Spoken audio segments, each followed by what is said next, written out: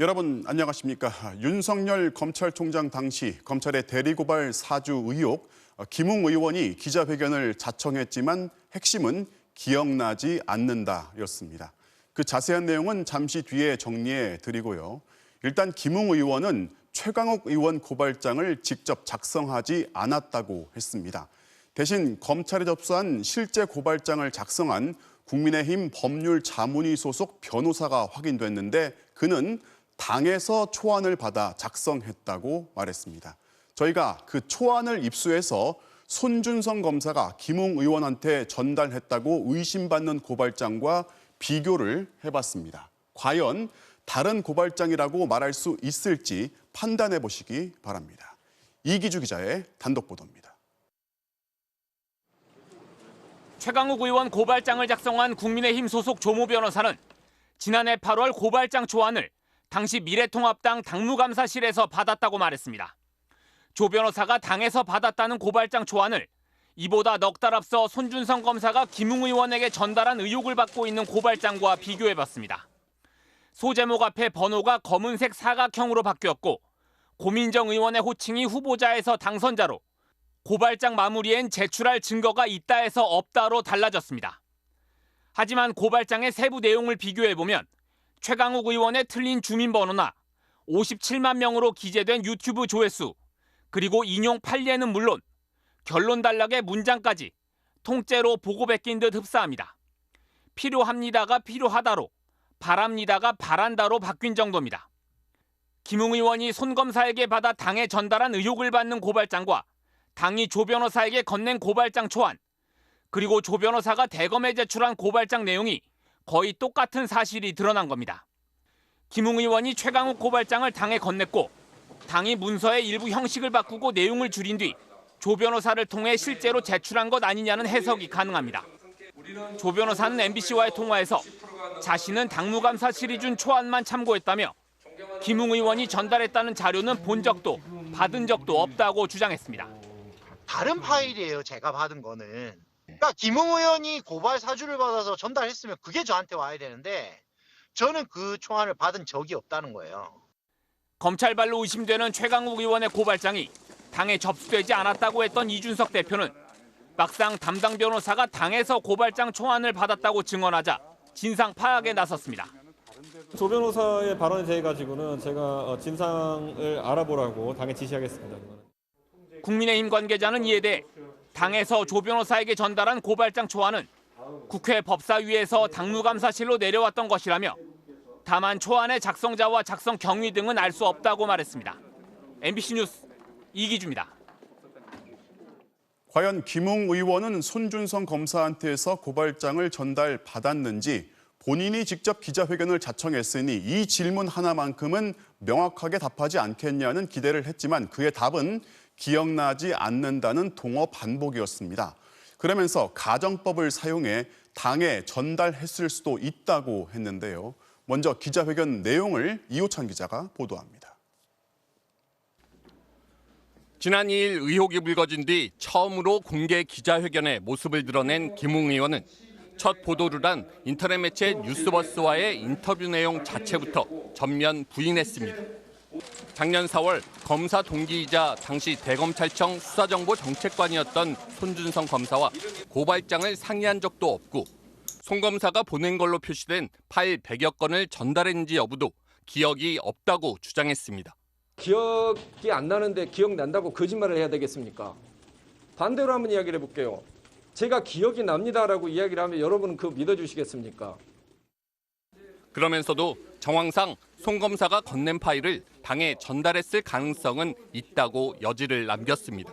매체에서 조작했을 리는 없기 때문에 정황상 손준성이라고 이름이 붙어진 사람으로부터 자료를 받아서 넘겨줄 가능성을 배제할 수는 없다는 겁니다. 당시 김 의원이 제보자에게 전화해 서울중앙지검이 아닌 대검 민원실로 접수하라 했다는 뉴스버스 측 증언도 나왔지만 이 역시 김 의원은 기억나지 않는다고 답했습니다. 그러면서 자신은 휴대폰을 정기적으로 바꾸고 기존 휴대폰은 이미 폐기해 직접 증명할 방법은 없지만 제보자 휴대폰이 검찰에 제출된 만큼 그 휴대폰을 분석하면 진실은 밝혀질 것이라고 말했습니다. 또 자신이 파일을 전달한 제보자에 대해선 공익신고자 신분인 만큼 구체적으로 말할 수 없고 나중에 제보자 신원이 밝혀지면 제보 경위에 대한 의문이 풀릴 거라고 주장했습니다. 약 50분간 진행된 기자회견. 그러나 핵심 쟁점인 검찰청 인사가 고발장과 자료를 넘겨줬는지 또 고발장은 누가 작성했는지 등은 하나도 해명되지 않은 가운데 김 의원은 불미스러운 일에 관여된 책임을 지고 유승민 캠프 대변인직에선 물러나겠다고 밝혔습니다. MBC 뉴스 이호찬입니다. 오후에는 윤석열 후보가 기자회견을 열어서 격앙된 어조로 의혹을 일축했습니다. 문제의 고발장을 두고 괴문서라 했고 제보자를 향해서도 공익신고자가 아니라면서 숨지 말라고 거칠게 비난했습니다. 이 소식은 김재경 기자입니다. 기자회견을 자청한 윤석열 전 검찰총장은 먼저 국민의힘 김웅 의원과 주고받았다는 제보자의 SNS 대화방 자료들이 모두 괴문서라고 비난했습니다. 고발장 등의 작성자가 아직 불분명하다는 이유입니다. 그게 괴문서 아닙니까? 디지털 형태든 지면 형태든지 간에 그 출처와 그리고 작성자가 딱 드러나야 되는 거 아닙니까? 또 언론에 먼저 알린 제보자는 공익신고자가 아니라고 규정하며 스스로 신원을 밝히고 나오라고 압박했습니다. 언론의 제보부터 먼저 한 사람이 어떻게 갑자기 공익제보자가 됩니까? 그렇게 폭탄을 던져놓고 숨지 말고 당당하게 나와서 작성자에 대해서 정확히 대라 이 말입니다. 떳떳하다면 인터넷 매체에 제보할 게 아니라 처음부터 대형 언론에 제보했어야 한다고 말해 기자들의 반발을 사기도 했습니다. 뉴스타파나 뉴스 뭐였지? 뉴스버스가 하고 그리고 나서 막 달라붙을 것이 아니라 있으면 차라리 그런 데 줘가지고. 김웅 의원에게 고발장을 건넨 의혹을 받는 손준성 당시 수사정보정책관이 검찰총장의 지시 없이 움직일 수 있겠냐는 질문엔 누구하고 문건을 주고받았다고 한들 그런 걸 총장한테 결제받고 보고하고 하겠냐며 자신을 향한 의혹에 선을 그었습니다. 윤 전 총장은 거듭 정치 공작이라고 주장하며 국회 차원의 진상조사가 이뤄진다면 응하겠다고 밝혔습니다. MBC 뉴스 김재경입니다. 민주당에서는 일단 김웅 의원 기자회견을 두고 이럴 거면 왜 했는지 혼란만 더 키웠다는 비판이 나왔습니다. 또 윤석열 후보를 향해서는 해명은 없고 소리만 질렀다면서 윽박 지르지 말라고 비판했습니다. 이학수 기자입니다. 정치 공작을 거듭 주장하는 윤석열 전 총장의 격정회견 뒤 민주당이 곧바로 대응했습니다. 사안의 핵심은 검찰의 선거 개입이라는 국민적 의혹인데 당시 검찰총장으로서 고발 사주 의혹에 대한 책임 있는 해명 대신 괴문서 정치 공작으로 본질을 흐리고 소리만 질렀다며 강한 유감을 표명했습니다. 성실하게 답변해야 하는 것이 국민에 대한 태도라는 점에서 정말 불성실하고 오만불손한 태도가 공익제보에 대한 인권의식이나 신생 인터넷 언론에 대한 차별과 비하 역시 국민을 우습게 하는 것이라고 비판했습니다. 송영길 대표도 사실관계를 설명하면 되는 거지 국민을 상대로 윽박지르는 태도는 대선 후보로서 바람직하지 않다고 지적했습니다. 국회 진상조사에 응하겠다는 윤 전 총장에 대해선 일단 수사가 되면 참고인 조사부터 응하라고 일침을 놨습니다. 민주당은 기억이 나지 않는다만 되풀이한 김웅 의원의 기자회견에 대해서도 무책임한 회견이라고 혹평했습니다. 또 이번 의혹의 본질은 윤석열 검찰의 검찰 사유화이자 야당과 내통한 선거 개입이라면서 윤 전 총장의 대국민 사과를 요구했습니다. 서초동에서 불법 정치를 했습니다. 윤석열 국민의힘 후보는 국민 앞에 사죄하고 수사에 성실히 임해야 합니다. 국민의힘을 향해서도 본질은 외면한 채 제보자 찾기에 매달리고 있다고 비판하며 관련자들을 즉각 출당시키라고 했습니다. MBC 뉴스 이학수입니다. 자, 이렇게 고발 사주 의혹 파문이 가라앉질 않고 갈수록 커지고 있습니다. 지금까지 드러난 의혹의 실체는 무엇이고 무엇을 더 따져봐야 할지 정치팀 김지경 기자와 함께 정리해 보겠습니다. 김 기자. 네. 검찰이 야당의 여권 인사 또 언론인 고발을 사주했다. 이게 사실이면 뭐 상당히 심각한 문제인데 네. 지금까지 어느 정도 진상이 밝혀졌는지 정리해 볼까요? 네, 사실 김웅 의원의 기억력보다 더 중요한 물증은 이미 확보가 돼 있습니다. 네. 이 사건의 그 제보자의 휴대전화에 남아있는 텔레그램 대화방의 기록인데요. 보시는 것처럼 김웅 의원이 여권 인사와 언론인에 대한 고발장 2건 그리고 관련 자료 100여 건을 건네받아서 미래통합당 쪽에 넘긴 걸로 나옵니다. 네. 여기에는 현직 판검사들만 볼 수 있는 실명 판결문까지 포함이 돼 있고요.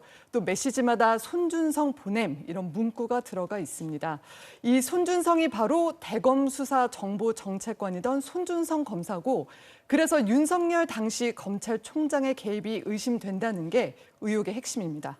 자, 이 증거 자료만 놓고 보면은 뭐 고발장을 건넸다 이런 의혹을 완전히 부인하기는 어려울 것 같아요. 그런데 이제 당사자들은 여전히 인정을 하지 않고 있어요. 네, 그렇습니다. 그 전달자로 지목된 김웅 의원은 기억나지 않는다 이런 애매한 입장만 반복을 하고 있습니다. 네. 다만 텔레그램 대화방에 등장한 방폭파 뭐 이런 표현은 자신이 즐겨 쓴다면서 전달 가능성을 부인하지는 않고 있는데요. 직접 들어보시죠. 네. 저한테 들어왔던 것들은 거의 다 당에 전달한 걸로 알고 있습니다. 당시에 경황이 없기 때문에 들어오는 건 그냥 그대로 다 전달을 하지. 네, 또 사법연수원 동기인 손준성 검사하고도 연락을 주고받는 사이라면서 역시 여지를 남겼습니다. 반면에 손준성 검사는 고발장을 보낸 적이 없다고 전면 부인하고 있는데요. 김웅 의원과는 어떤 연락을 주고받았는지 좀 더 구체적인 해명은 내놓지 않고 있습니다. 지금 뭐 관련자들이 인정을 하고 있진 않지만은 이게 이제 사주 의혹을 받는 그 문제의 고발장이 있잖아요. 이 고발장대로 실제 고발이 이루어졌다고 볼 수 있는 증거들이 나온단 말이죠. 네, 그렇습니다. 그 고발장 2건 가운데 한 건이 그 넉 달 뒤에 사실상 실행이 됐다는 것도 이번 사건의 심각성을 보여주는 아주 중요한 대목입니다. 네. 손준성 보냄으로 돼 있는 고발장하고 거의 똑같은 내용으로 미래통합당이 최강욱 의원을 고발한 건데요.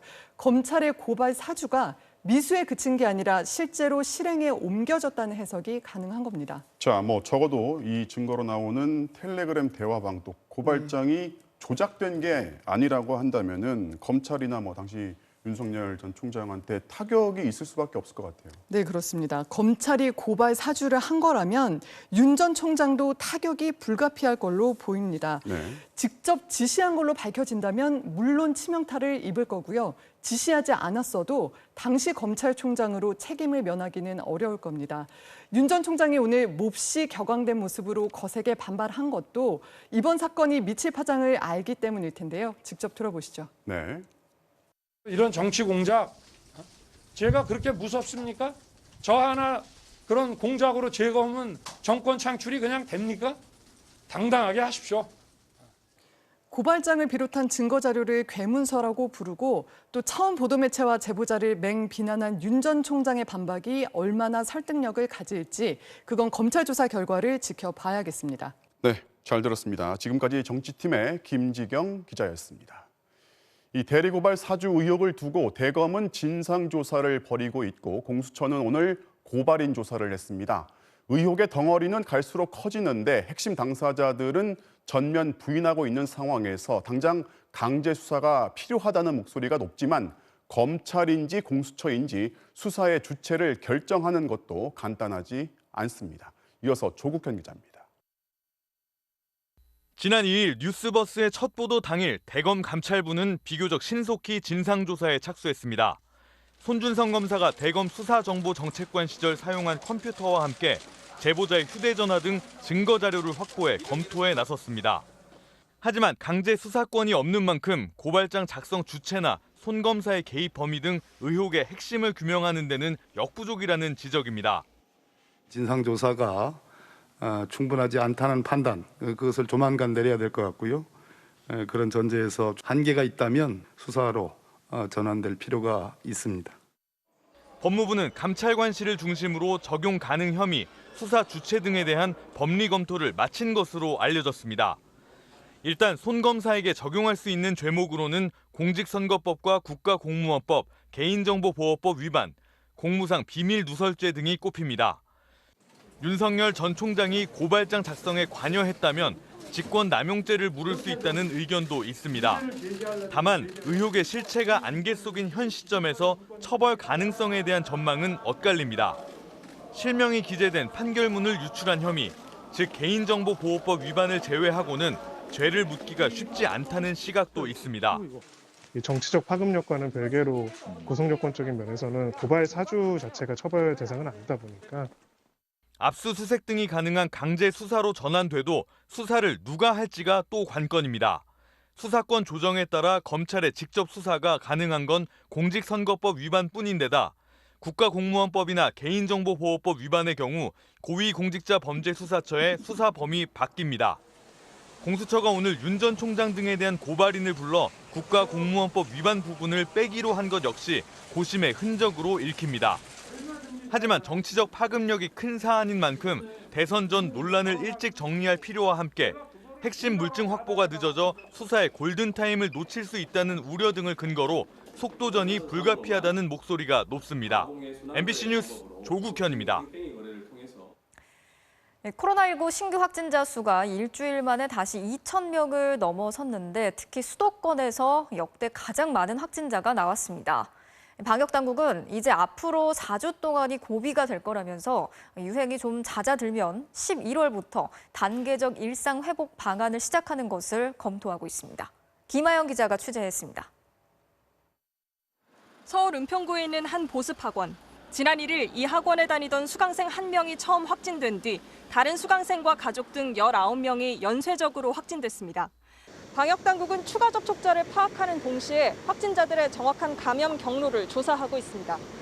코로나19 신규 확진자 수는 2,050명으로 일주일 만에 다시 2,000명을 넘어섰습니다. 지난 한 주간 전국 이동량은 3% 증가했고 감염 경로를 조사 중인 비율도 36.7%로 다시 최고치를 기록했습니다. 특히 수도권에서 역대 최다 기록이자 전체 확진자의 70% 이상인 1,476명이 나왔습니다. 비수도권은 유행 규모가 줄고 있지만 수도권 유행은 다시 증가 추세여서 방역당국은 촉각을 곤두세우고 있습니다. 수도권의 경우 이동량도 함께 증가하고 있습니다. 굉장히 위험한 신호로 받아들이고 있습니다.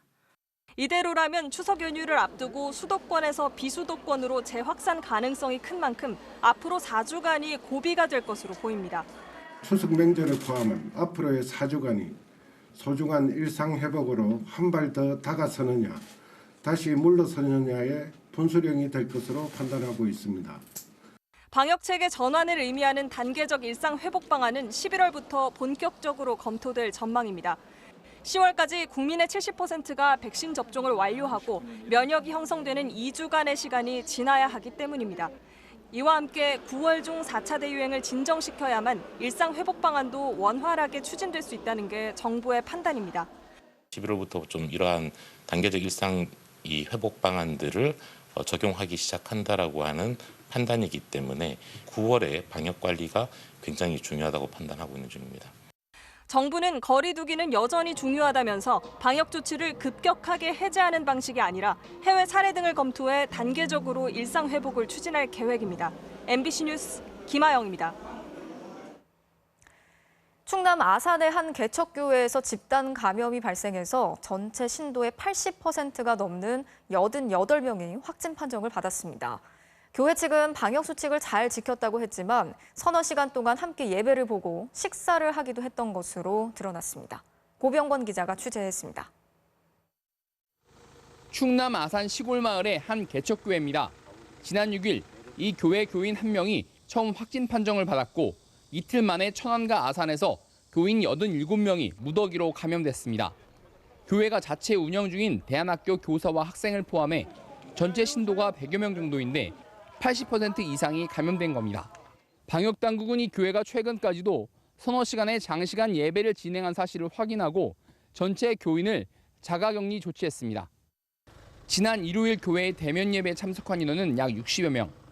역학 조사 결과 예배 시작 전부터 교인 여러 명이 두통과 발열 증상을 보였지만 감기 몸살로 여기고 예배에 참석한 것으로 드러났습니다. 또 예배가 끝난 뒤 교회 내부에서 교인들이 함께 식사를 하는가 하면 예배 외의 소모임을 여는 등 방역수칙을 어긴 사실도 밝혀졌습니다. 방역당국은 이 교회 시설을 폐쇄하고 교인의 가족들을 상대로 추가 검사를 벌이고 있습니다. 또 내일부터 아산시에 기존의 거리두기 3단계에 일부 조치를 강화한 3단계 플러스 알파를 적용하기로 했고 충청남도도 서산의료원에 코로나19 병상 67개를 추가로 확보하기로 했습니다. MBC 뉴스 고병권입니다.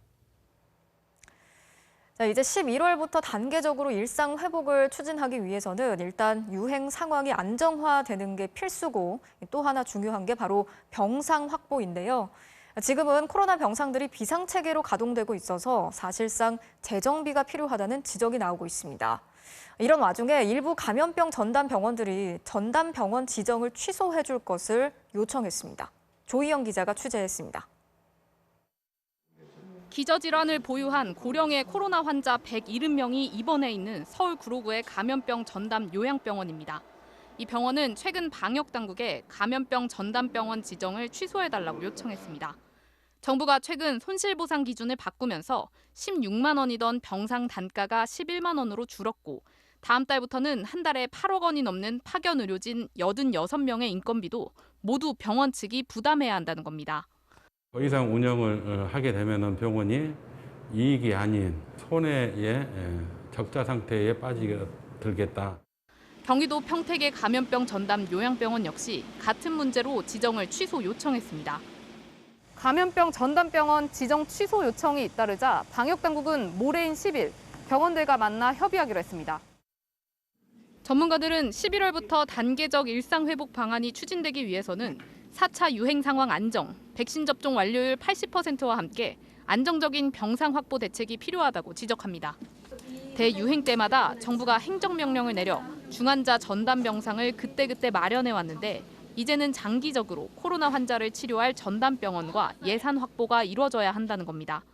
민간병원 중에서 이런 일에 나설 수 있는 병원을 평소에 협의를 다 해놓는 거예요. 보상 문제라든지 의료진의 수급 문제라든지 이런 부분들을. 특히 코로나 위중증 환자가 급증해도 이를 감당할 수 있는 안정화된 의료 체계를 고민해야 할 시점이라고 조언합니다. MBC 뉴스 조희영입니다.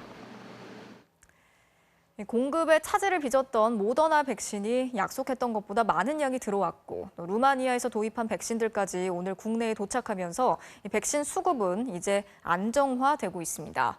정부는 백신 수급에 대해서 더 이상 불안해하지 말고 적극적으로 접종에 참여해 줄 것을 당부했습니다. 이준범 기자가 전해드리겠습니다.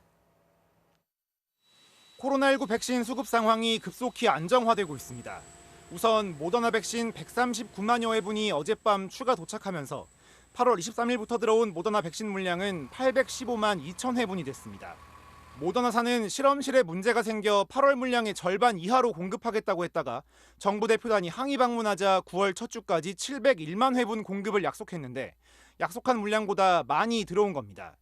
이와는 별개로 루마니아 정부와 백신 협력을 통해 도입한 화이자 백신 52만여 회분과 모더나 백신 45만 회분도 오늘 인천공항에 도착했습니다. 정부가 개별 계약한 화이자 백신 342만 8천 회분도 들어와 오늘 하루에만 440만 회분 정도의 백신이 도입됐습니다. 정부는 이번 달 안에 3,700만 회분의 백신이 더 들어올 것으로 예상하고 있습니다. 이렇게 되면 다음 달 말 전 국민 70%의 2차 접종 완료를 위한 백신 수급에 문제가 없다며 접종을 독려했습니다. 국민들께서 우리 백신 수급 문제에 대해서 이제 불안한 마음을 떨쳐주시고 예방 접종에 적극 참여해 주실 걸 당부드립니다. 백신 접종에도 속도가 붙으면서 그제 136만여 명이 접종한 데 이어서 어제는 99만 명이 접종에 참여했습니다. 1차 접종률은 61%까지 올랐습니다. 추석 전까지 하루 46만 명 정도가 백신을 맞으면 전 국민 70% 1차 접종 목표도 무난히 달성할 것으로 보입니다. 국민 여러분의 참여로 1차 목표인 추석 이전 접종률 70% 달성에 차근차근 다가서고 있습니다. 다만 접종 속도가 빨라지면서 오접종 사례도 잇따르고 있습니다. 지난 6일 부산의 한 병원에서 모더나 백신 1차 접종자 3명에게 2차로 아스트라제네카 백신을 잘못 접종하는 사례가 발생했고 오늘은 경기도 구리에서 냉장 유효기간 지난 화이자 백신을 100명 넘는 사람들에게 접종한 사실이 뒤늦게 알려졌습니다. MBC 뉴스 이준범입니다. 아프가니스탄을 장악한 탈레반이 인권 보장을 요구하는 여성 시위대에 실탄을 발사해서 최소 2명이 숨지고 8명이 다쳤습니다. 탈레반은 과도 정부를 구성하겠다면서 내각 명단을 발표했는데요. 탈레반의 핵심 강경파들이 대거 포함이 됐고 여성은 단 한 명도 없었습니다. 신정현 기자가 전해드리겠습니다. 여성들이 비명을 지르며 달아납니다. 탈레반이 총을 쏘며 시위대 강제 해산에 나선 겁니다. 이날 총격으로 최소 2명이 숨지고 8명이 다쳤습니다. 수도 카불에서도 시위 중 한 여성이 머리를 다쳐 피를 흘리는 모습이 공개됐습니다.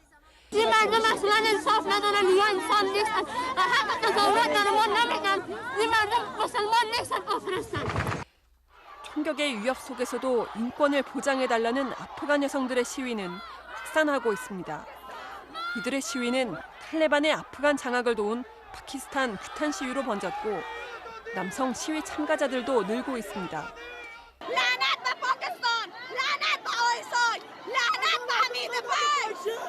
탈레반은 공포탄을 쏘며 시위대를 위협했고 언론에 카메라를 뺏기도 했습니다. 탈레반은 과도 정부를 구성하겠다며 내각 명단을 발표했는데 수반에 임명된 모하마드 하산 등 기존의 탈레반 고위 인사와 국제사회가 테러리스트로 지목한 인물들이 대거 포함됐습니다. 여성은 철저히 배제됐습니다. اسلامی امارت پریکړه وکړه چې د اړینو حکومتي چارو د پرمخ بیولو په منظور یو سرپرسته کابینه تعیین او اعلان کړي. 탈레반 최고 지도자도 아프간 장악 이후 첫 성명을 내고 이슬람 율법 샤리아에 따른 통치를 선언했습니다. 그는 인권과 수수자의 권리를 보호하겠다고 밝혔지만 이슬람 율법의 틀 안에서라는 전제를 달았고 구체적인 정책도 언급하지 않아 어느 정도 실현될지는 미지수입니다. MBC 뉴스 신정현입니다. 전체 부대원의 90% 무려 272명이 코로나에 걸렸던 청해부대 집단 감염 사태. 국방부가 자체 감사 결과를 내놨는데 징계를 받은 사람은 단 한 명도 없었습니다. 특정 개인의 잘못이 아니라면서 관련 부서에 경고 처분만 내린 건데요. 솜방망이 감사다 이런 지적이 나오고 있습니다. 정동훈 기자가 취재했습니다. 청해부대에서 첫 감기 증상자가 나온 건 지난 7월 2일. 하지만 부대 지휘관은 환자가 105명까지 폭증한 뒤에야 합참에 정식 보고했습니다. 합참은 보고를 받고도 감기라는 청해부대의 판단만 믿고 본부장 선에서 종결 처리했습니다. 그런데 국방부 감사관실은 지휘 보고 체계의 부실을 확인하고도 다소 아쉬운 측면이 있다. 팬데믹 상황을 고려하면 바로 지휘부에 보고하는 게 더 바람직했다고 지적하는 데 그쳤습니다. 정확도가 높은 신속 항원 진단 키트를 사놓고도 빠뜨리고 출항한 것에 대해서도 해군 의무실과 청해부대 의무장교의 단순 실수로 판단했습니다. 백신을 맞지 않고 출항한 부대원들의 접종을 위한 적극적 검토가 없었다는 점도 다소 아쉬운 부분이라고만 평가했습니다. 이 밖에도 일부 청해부대원들이 기항지에서 마스크를 착용하지 않은 점, 일부 현지인 도선사들이 방호복 없이 문무대항함에 승선했던 사실도 밝혀졌습니다. 관련된 기관과 부서에서 좀 더 적극적으로 검토하거나 대책을 강구하지 못한 것에 대해 일부의 책임이 있다고 보고 사건 전반에서 문제점이 확인됐지만 정작 국방부의 처분은 청해부대와 해군 의무실 등 6개 부서에 대한 경고가 전부였습니다. 책임자에 대한 징계는 단 한 건도 없었습니다.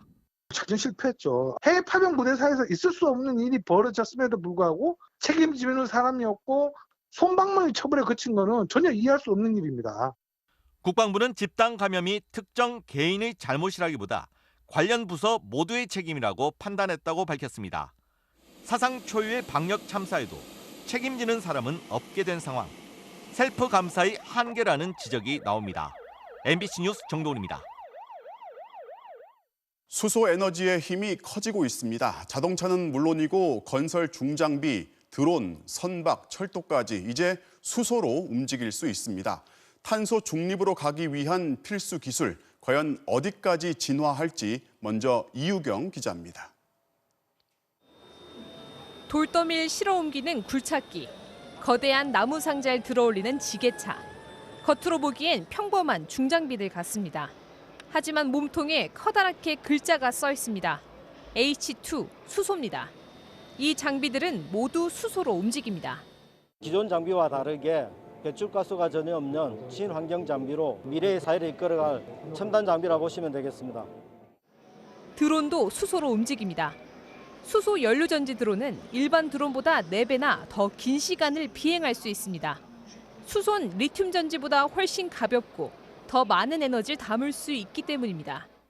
그래서 송전탑이나 다리 구조물을 점검하기도 하고 섬으로 가며 물건을 실어 나르기도 합니다. 제주도에서 부속 섬으로 마스크를 배송한다든지 아니면 뭐 산간 지역에 AED를 배송한다든지 하는 용도로 많이 사용하고 있습니다. 수소 연료전지에 완전 자율주행 기술까지 장착한 거대한 트레일러. 스포츠카와 맞먹는 고성능 수소차도 선보였습니다. 수소는 이젠 자동차 물론 철도와 선박까지 움직이는 모든 것으로 확장되고 있습니다. 엄청난 탄소를 내뿜는 철강 산업도 이제 석탄 대신 수소를 이용한 생산 기술을 개발 중입니다. 수소는 탄소 중립을 위한 필수 기술로 떠오르고 있습니다. 태양광과 풍력 같은 재생에너지는 생산이 불안정한데 수소가 이걸 보완해 줄 수 있습니다. 화석연료 사용을 대체하기 위해서는 재생에너지 더하기 수소는 저희가 에너지 캐리어라는 표현을 쓰거든요. 수소는 가장 흔하고 물 이외엔 부산물이 없는 궁극의 청정에너지원입니다. 아직은 걸음마 단계지만 2050년엔 전 세계 에너지의 5분의 1을 수소가 담당할 거란 전망도 나옵니다. MBC 뉴스 유교입니다. 이 수소가 탄소 배출을 줄이는 핵심 기술로 등장하면서 그 주도권을 향한 세계 경쟁도 치열합니다. 현재 가장 앞선 나라가 일본이라고 하는데요. 오늘 국내 대기업 총수가 한자리에 모여 이 수소 연합체를 출범시켰습니다. 이어서 김윤미 기자입니다. 수소 생태계가 가장 앞선 나라는 일본입니다. 2011년 동일본 대지진 이후 전력 부족을 해결하기 위해 집집마다 가정용 수소 발전기를 달았습니다. 도시가스에서 수소를 추출해 전기도 생산하고 난방도 합니다. 일본은 이런 식으로 수소 생태계를 구축하고 규모를 키워 가격 경쟁력까지 확보했습니다.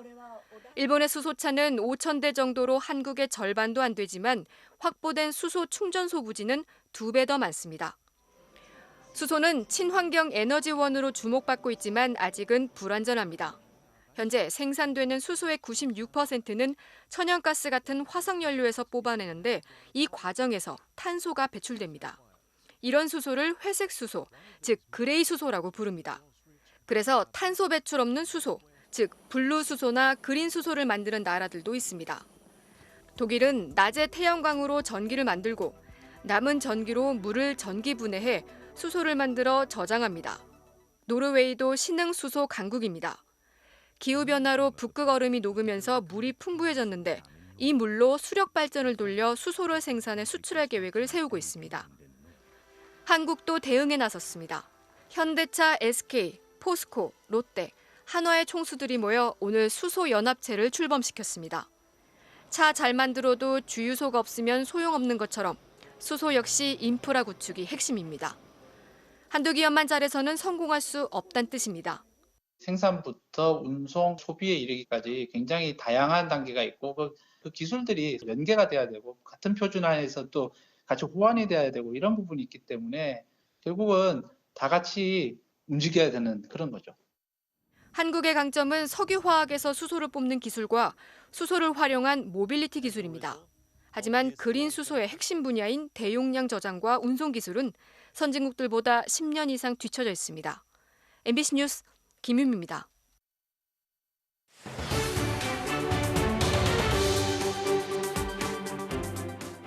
이재용 삼성전자 부회장이 가석방 되자마자 삼성 사옥으로 달려가서 회사 일 본 것을 두고 취업 제한 조치를 어겼다는 논란이 거셉니다.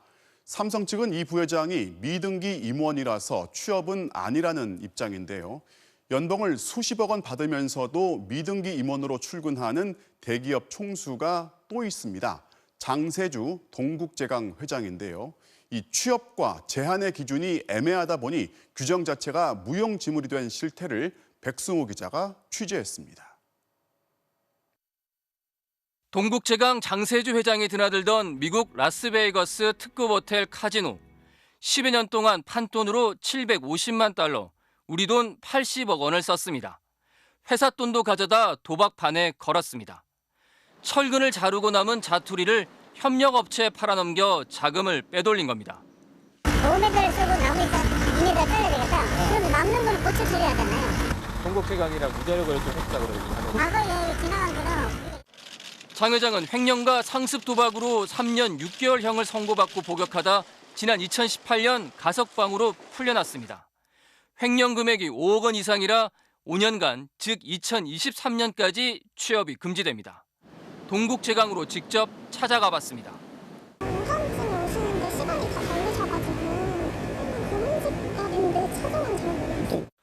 상근 회장 직함을 그대로 유지한 채 출근하고 있습니다. 버젓이 홍보도 합니다. 장세주 회장은 브라질 상원위원회가 수여하는 훈장을 수상하며 장 회장은 고액 연봉도 받고 있습니다. 출소한 2018년에는 16억 원, 지난해 41억 원을 받아 철강업계 연봉 1위를 기록했습니다. 그런데 동국제강 측은 장 회장이 취업 제한 통지를 받지 않아서 문제가 없다고 주장했습니다. 원래 취업 제한 통지를 반드시 법무부 장관이 해야 합니다. 받은 적은 당연히 없습니다. 그때는 그게 의미하는 바가 취업 제한 대상이 아니다라고 생각하고 있다라는 것이 얘기입니다. 장 회장뿐 아니라 법률상 취업 제한 대상이었던 SK 최태원, CJ 이재현, 한화 김승현 회장 모두 법무부 통보를 받은 적이 없었습니다. 우리도 확인을 했어요. 근데 통지를 안 받았었어요. 법무부에 확인했더니 사실이었습니다. 법이 있는데 운영이 왜 안 되냐 뭐 이런 지적이 있어서 통지 업무도 하고 막 그랬던 걸로 알고 있습니다. 규정을 대놓고 무시하다가 2018년에 들어서야 취업 제한 사실을 통지하기 시작했던 겁니다. 미통지 인원은 해마다 1,000명 정도로 추산됩니다. 논란은 또 있습니다. 취업 제한 조치를 위반할 경우 1년 이하 징역, 500만 원 이하 벌금으로 처벌받습니다. 그러면 어디까지를 취업한 것으로 볼지 기준은 과연 무엇이냐는 겁니다. 가석방된 이재용 삼성전자 부회장은 바로 서초동 사옥으로 가 보고를 받았습니다. 정영 사령부가 취업 제한 위반이라는 지적에 대해서 어떻게 생각을 하십니까? 법무부 장관의 말로 논란은 더 커졌습니다. 취업이라고 보기는 어렵지 않느냐. 아까 무보수와 비상임과 또 이사회에 참여하지 않는 것, 미등기 임원이기 때문에. 미등기 임원은 취업한 게 아니다. 그동안 재계가 펴온 논리입니다. 지난 2014년 최태원 SK그룹 회장도 그렇게 주장했고 동국제강 장 회장 역시 자신은 미등기 임원이라고 강조했습니다. 문제는 법무부가 취업 여부를 판단할 기준조차 마련하지 않고 있다는 점입니다. 있으면은 당연히 그 가이드라인대로 따라가면 되는데 좀 미래형이 좀 있는 게 사실이고요. 취업 제한을 어길 경우 법무부 장관이 해임을 요구해야 하는데 법무부는 1984년 법 시행 이후 그런 적이 단 한 차례도 없다고 답했습니다. MBC 뉴스 백승호입니다. 민주당의 이낙연 후보가 경선 초반의 열세를 뒤집기 위한 배수진 전략으로 모든 것을 던지겠다면서 국회의원직을 사퇴한다고 밝혔습니다. 국민의힘에서는 홍준표 후보가 이제 여권 내 선두 이재명 후보와 대결 구도를 짜고 있습니다. 보도에 최경재 기자입니다. 이낙연 후보는 자신의 고향이자 전남지사를 지낸 호남을 찾아 의원직 사퇴를 전격 선언했습니다. 민주당의 가치, 민주주의의 가치를 지키기 위해 저는 국회의원직을 버리고 정권 재창출에 나서기로 결심했습니다. 동시에 이재명 후보를 겨냥한 듯 민주당 가치에 맞는 부끄럽지 않은 후보를 내놔야 한다고 주장했습니다.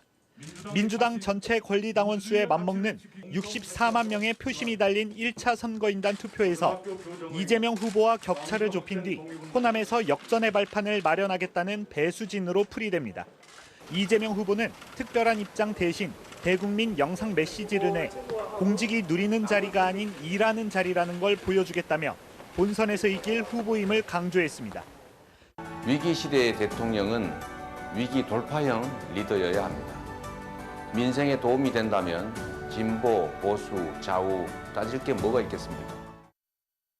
정세균 추미애 후보는 이번 주말 순회 경선이 열리는 대구 경북 지역에서 지지를 호소했고 박용진, 김두관 후보는 지역 균형 발전을 공약하며 정책 행보를 이어갔습니다. 국민의힘에선 홍준표 후보가 의사협회를 방문해 이재명 후보가 공개 지지했고 또 얼마 전 본회의도 통과한 수술실 CCTV법에 반대한다며 차별화에 나섰습니다. 의사분들을 잠재적인 범죄인시하는 그런 조치는 국회에서 이번에 통과된 게 저는 상당히 유감스럽다. 원희룡 후보는 소상공인과 자영업자들을 만나 최소 영업시간 보장 등 일부 업종이라도 활동 자유를 확대해야 한다면서 정부의 방역 정책 철회를 촉구했습니다. 한편 여야 모두 영입 의사를 밝혔던 김동연 전 경제부총리는 양당 구조에 중독된 정치판을 바꿔야 한다며 제3지대에서 대선 출마를 선언했습니다. MBC 뉴스 최경재입니다. 공수처가 지금 윤석열 후보가 검찰총장 시절 직권을 남용해 감찰과 수사를 방해한 혐의로 수사를 하고 있습니다. 대검 감찰부에 소속돼서 이 의혹을 반년 가까이 조사하다 배제된 임은정 검사가 오늘 공수처에 나왔습니다. 윤수환 기자의 보도입니다. 10년 전 한명숙 전 총리 사건을 수사한 특수부 검사들이 재소자들에게 위증을 강요했다는 의혹. 임은정 검사는 작년 9월 대검 감찰정책연구관에 발탁되자마자 조사에 착수했습니다. 하지만 윤석열 당시 검찰총장은 수사 권한을 주지 않았습니다. 위증 강요 혐의를 받던 전현직 검사들이 강제성 없는 조사 요구에 응할 리 없었습니다. 올해 2월 말 법무부의 인사 조치를 통해 임 검사가 가까스로 수사권을 손에 쥐자 윤 전 총장은 나흘 만에 이 사건을 아예 다른 검사에게 배당했고 이틀 뒤 자신은 총장직을 사퇴했습니다.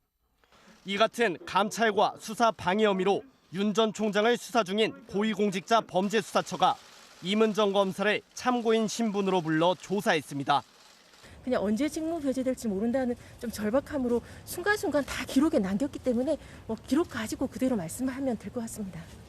임 검사는 윤 전 총장이 특수부 후배들을 보호하려고 자신에게 수사권을 주지 않다가 끝내 사건을 빼앗았다는 취지로 진술한 걸로 전해졌습니다. 당시 상황을 기록한 전자공문과 서면 보고서, 문자 메시지 등 대검 지휘부의 사건 처리 과정을 담은 각종 자료도 공수처에 제출했습니다. 만든 조사 기록이 총 11건 중에 2건을 빼고 9건이니까요. 총장님이 그걸 몰랐다는 건 상식적으로 사실일 수는 없고요. 직권남용 혐의를 받고 있는 윤 전 총장 측은 애초 임 검사에게 이 사건을 맡긴 적이 없고 법무부가 임 검사에게 부여한 수사권 역시 법적 근거가 없다는 입장입니다. 결국 윤 전 총장이 어떤 의도로 공소시효 만료 직전 사건을 다른 검사에게 배정했는지 또 그 절차가 적법했는지 등이 쟁점입니다. 공수처가 수사 착수 3개월 만에야 주요 참고인 조사에 나선 만큼 핵심 피의자이자 대선 유력 후보인 윤 전 총장에 대한 조사 시기에도 관심이 높아지고 있습니다. MBC 뉴스 윤수환입니다. 일제 강제동원 피해자들이 전범 기업을 상대로 낸 소송에서 패했습니다. 대법원이 9년 전 손해배상을 청구할 권리가 있다고 분명하게 판결했지만 이번에는 그 권리를 주장할 시간이 지났다는 판결이 나온 겁니다. 엇갈리는 판결의 배경을 이재욱 기자가 설명합니다. 지난 2012년 대법원은 일제 강제동원 피해자들의 손해배상 청구 권리가 여전히 살아있다고 판시했습니다. 해당 사건은 6년 뒤인 2018년 제3고심을 거쳐 피해자들의 최종 승소로 결론났습니다. 1965년 한일 청구권 협정으로 배상 문제가 해결됐다는 일본 측 주장을 우리 법원이 정면으로 일축한 겁니다. 하지만 서울중앙지법은 오늘 강제징용 피해자 자녀 4명이 일본 제철을 상대로 낸 손해배상 청구 소송에서 원고 패소 판결했습니다. 청구 권리는 있지만 배상을 청구할 시효가 이미 지났다고 판단했기 때문입니다. 손해배상 청구권은 피해자가 손해 사실과 가해자를 안 날부터 3년이 지나거나 불법 행위가 일어난 지 10년이 지나면 사라집니다. 이번 판결은 피해자들의 불법 행위 인지 시점을 판례가 확정된 2018년이 아니라 앞서 2012년의 대법원 판단 당시로 본 겁니다. 따라서 2015년 이후 낸 소송인 만큼 청구 권리가 실효됐다는 판단입니다. 이 재판부는 지난달에도 다른 유사 소송에서 같은 이유를 들어 피해자들의 패소로 판결했습니다. 반면 3년 전 광주 고등법원은 제3구심이 확정된 2018년을 기준으로 청구권 소멸 여부를 판단해 강제동원 피해자의 손을 들어주기도 했습니다. 엇비슷한 배상 청구 소송 사건들끼리 이른바 소멸시효 기준을 언제로 볼 것이냐에 따라 희비가 엇갈리고 있는 셈입니다. 결국에 손해배상 청구권의 소멸시효 기산점의 문제, 소멸시효가 도과했는지의 문제는 대법원에서 다시금 판단해서 정리돼야 될 문제라고 보입니다. 따라서 제각각으로 결론이 나고 있는 이들 재판 가운데 가장 먼저 대법원의 판단을 받게 되는 사건이 나올 때까지 혼선은 불가피할 전망입니다. MBC 뉴스 이재욱입니다. 미성년자 3명을 성폭행한 성범죄 전과자가 또 미성년자를 성폭행했다가 구속됐습니다. 엉뚱한 가짜 주소를 성범죄자 신상 정보 사이트에 올려놓고 버젓이 재범까지 저질렀는데도 경찰과 보호관찰소는 서로 책임만 떠넘기고 있습니다. 손하늘 기자가 취재했습니다. 서울 동대문구의 한 주택가. 지난 7월 말 경찰은 아르바이트를 시켜주겠다며 미성년자를 집으로 유인해 성폭행한 혐의로 33살 오모 씨를 긴급 체포했습니다. 이사 오고선 다시 오고 그러더라고. 뚜기병에다가 술도 무지하게 넣더라고. 오 씨는 이미 2009년과 2010년 미성년자 3명을 5차례 성폭행해 징역 6년의 실형을 선고받고 신상 정보가 공개된 상태였습니다. 하지만 주민들은 전혀 몰랐습니다. 좀 금방에 좀 오래 살긴 했는데 잘 몰랐어요. 친구들 잘 몰랐고. 성범죄자 알림이 사이트의 오 씨 주소가 실제 살던 동대문구가 아닌 중랑구의 엉뚱한 주소로 등록돼 있었기 때문입니다. 이곳 상봉동에 살던 오 씨는 길 건너 면목동으로 이사를 했다며 지난 6월 경찰서에 주소 변경 신고를 냈습니다. 경찰이 실제 살고 있는지를 확인했지만 절차는 허술하기 짝이 없었습니다. 방문 시간을 알려준 뒤 집을 찾아간 건데 사실 오 씨는 이 집을 창고로만 썼습니다. 이 사람이 여기서 잠도 안 자고 그냥 방만 얻었어요. 딴 데다 얻었어요. 더 황당한 건 보호관찰소와 경찰의 공조체계. 오 씨는 전자발찌를 추적하는 보호관찰소엔 거짓말해도 들통날 게 뻔하기 때문에 정확한 거주지 주소를 신고했습니다. 거주지를 확인한 보호관찰소는 경찰에 3차례나 확인하라고 통보했다고 주장하지만 경찰은 연락받은 적이 없다고 반박했습니다. 전자발찌 추적은 보호관찰소가, 거주지 현장 확인은 경찰이 맡고 성범죄자 사이트는 여성가족부가 관리하면서 그 누구도 책임을 제대로 지지 않는 겁니다. 부처 간에 자기 책임의 영역 한계 내에서만 책임을 다했다는 거예요. 그런 일에 대해서 서로 간에 미루고 있는 거잖아요. 신상 정보가 공개된 성범죄자는 서울에만 493명, 전국으로 보면 3,500명에 달합니다. MBC 뉴스 손하늘입니다. 홍익대 미대 교수가 3년 넘게 최소 10명이 넘는 학생들에게 상습적으로 성희롱을 저질렀다는 의혹이 제기됐습니다. 심지어 이 교수는 학생들에게 성공하려면 자신과 성관계를 해야 한다, 날짜를 잡자 이런 말을 했고 신고를 하지 못하도록 협박까지 했다고 하는데요.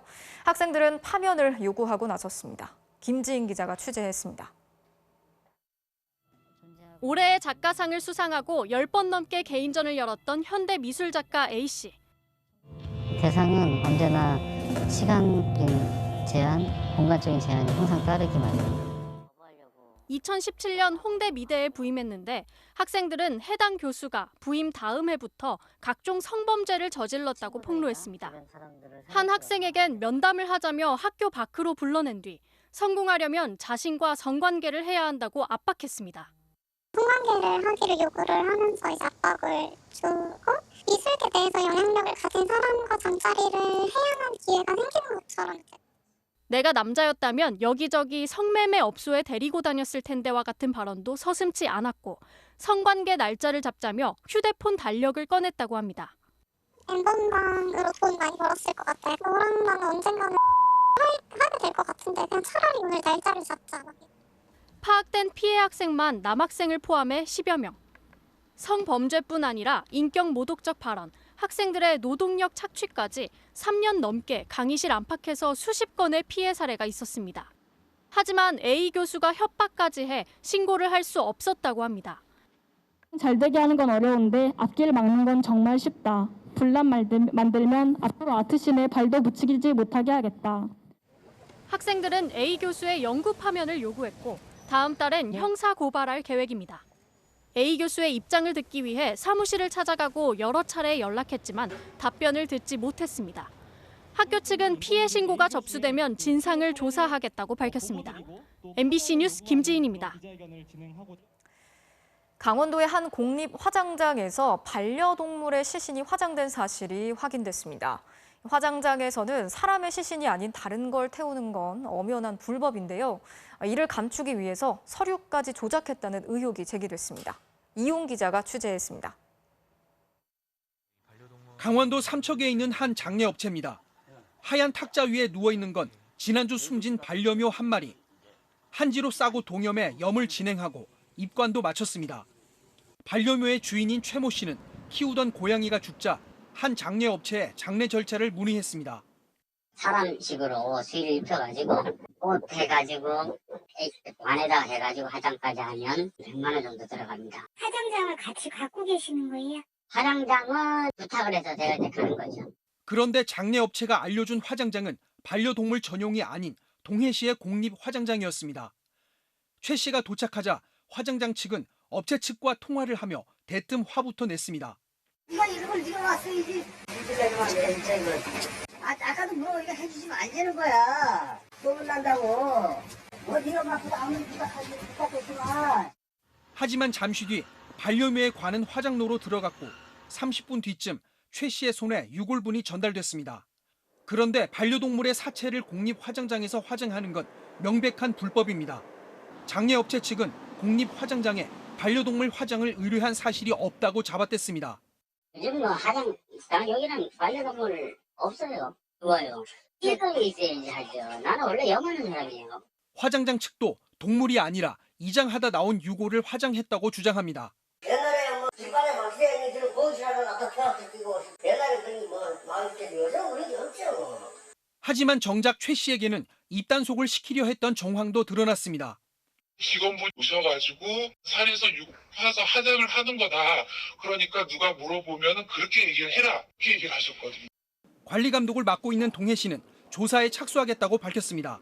또 장례업체와 화장장 측이 상습적으로 반려동물을 화장하고 뒷돈을 주고받았는지도 확인하겠다는 입장입니다. MBC 뉴스 이용입니다.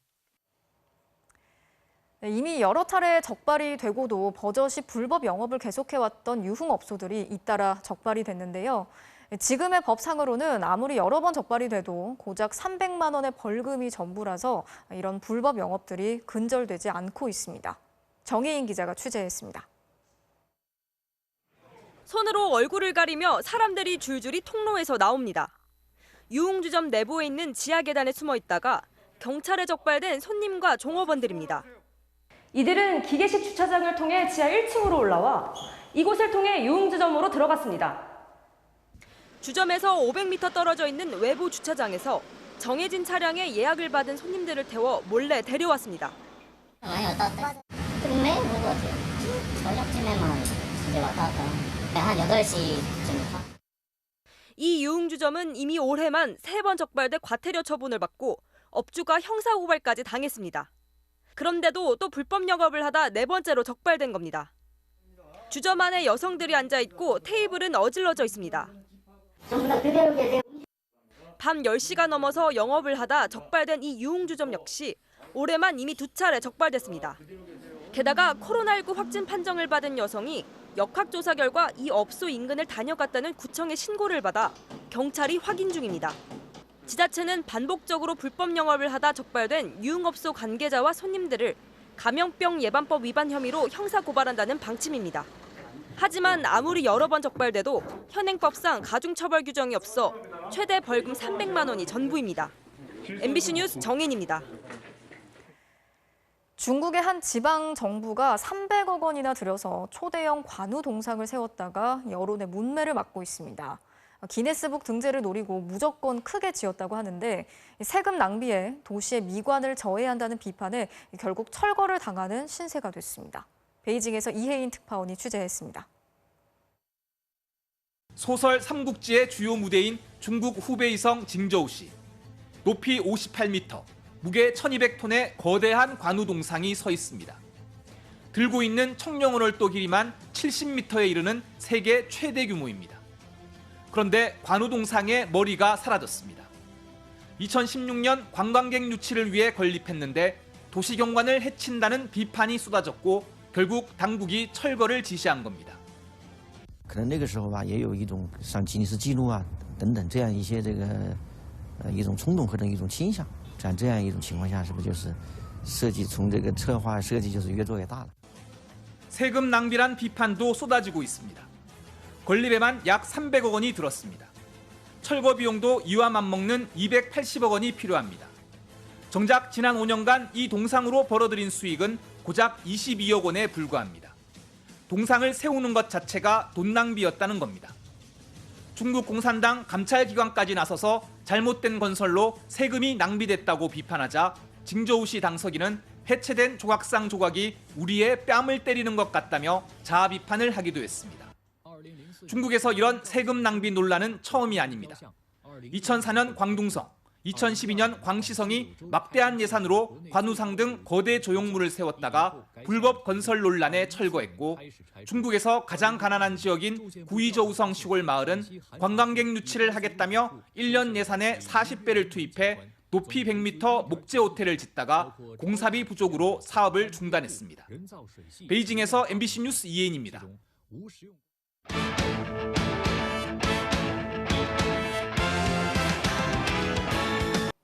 프로야구 SSG의 유격수 박성환이 놀라운 수비를 선보였는데요. 1루수 최조한이 베이스를 밟지 못해 안타로 둔갑했네요.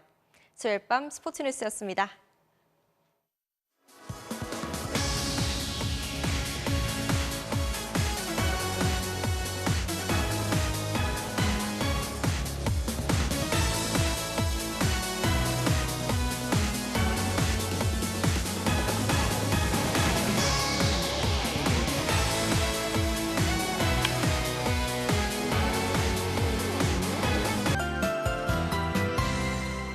이제야 평온한 가을 날씨를 되찾은 듯합니다. 가을 장마에 이어서 태풍 소식까지 들려오곤 하지만요. 내일 대부분 지방에서는 가을하면 딱 떠오르는 높고 푸른 하늘이 펼쳐지겠습니다. 낮에 햇살이 따갑게 내리쬐면서 기온은 30도 가까이 껑충 오르겠습니다. 아침 일찍 이동하신다면 짙은 안개를 조심하셔야겠는데요. 밤사이 대기가 습한 데다가 복사냉각이 더해지면서 앞을 내다볼 수 있는 거리가 최소 50m까지 좁혀지겠습니다. 현재 위성 영상에서는 필리핀 부근에서 북상 중인 2개의 태풍이 보이고 있습니다. 특히 어제 말씀드린 14호 태풍 찬투는 내일 새벽에는 초강력 태풍으로 세력을 더욱 키울 것으로 보이는데요. 현재 예보대로라면 계속해 서진하면서 중국 남부를 향하겠습니다. 하지만 아직은 안심하기는 이릅니다. 추석 연휴를 앞두고 우리나라에 어떤 영향을 줄지는 조금 더 지켜봐야겠습니다. 내일 낮에는 안개가 옅어지겠고요. 점차 맑은 하늘이 드러나겠습니다. 또 바다의 물결도 잔잔하게 일겠습니다. 아침 최저 기온은 서울과 대구 19도로 오늘보다 낮아지겠고요. 낮 최고 기온은 서울 29도, 창원도 29도까지 오르겠습니다. 한동안 내륙으로는 대체로 맑은 날들이 이어질 전망입니다. 날씨였습니다. 9월 8일 수요일에 보내드린 뉴스데스크 마치겠습니다. 오늘도 함께해 주신 여러분 고맙습니다.